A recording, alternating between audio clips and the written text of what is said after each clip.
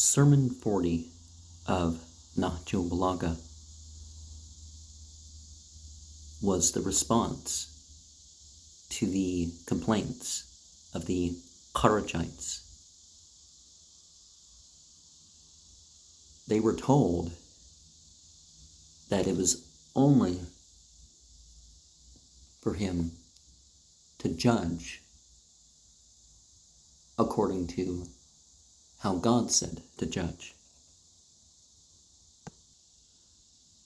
Government should be for God, regardless of which people that it pleases or don't pleases. And no matter what extent of authority a person has, they should use it to do good.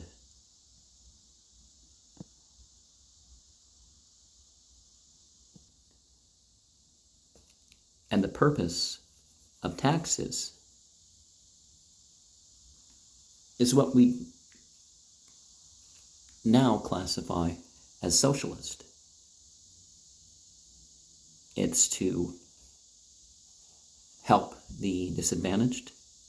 It's to take care of the army and the roads and the other state projects. And the enjoyment of the wicked because of a bad government, well, that's limited. I remember watching musicians and stuff saying they vote for such and such a party or such and such a person because it's good for their business. Not that it's good for the country or something, that it's good for their business. Not that it's right, but, it helps their popularity. Letter 40 was to an officer who was asked to send the records of what's going on to the, central authority. To put it into modern terms.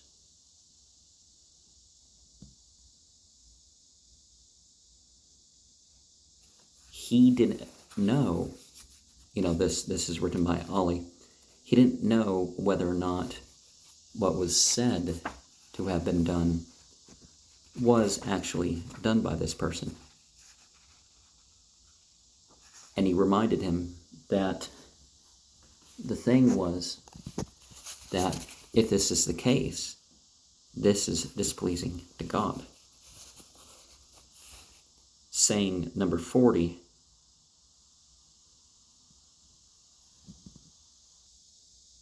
is a bit weird sounding, but basically wisdom is beyond emotion, and foolishness is expressing whatever you feel.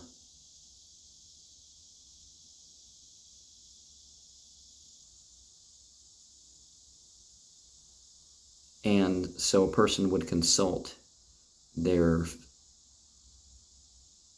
mind first. If you represent the heart as the mind, the ancient Egyptians talked about the yib. It's sort of in that sense, because remember the Arabs,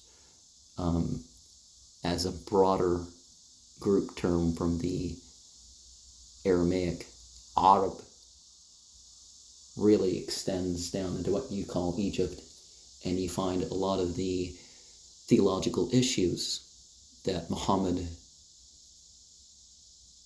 and A'imah and the Sahaba, or whichever group you're looking at from the generations, had to deal with were, some things the ancient Egyptians had, or it was a misunderstanding of the ancient Egyptian things, like the word for the light beings having a female seated next to it. that meant to a lot of people that, oh, well, these are goddesses and they're female, and of course Islam says that that class of creation is beyond gender.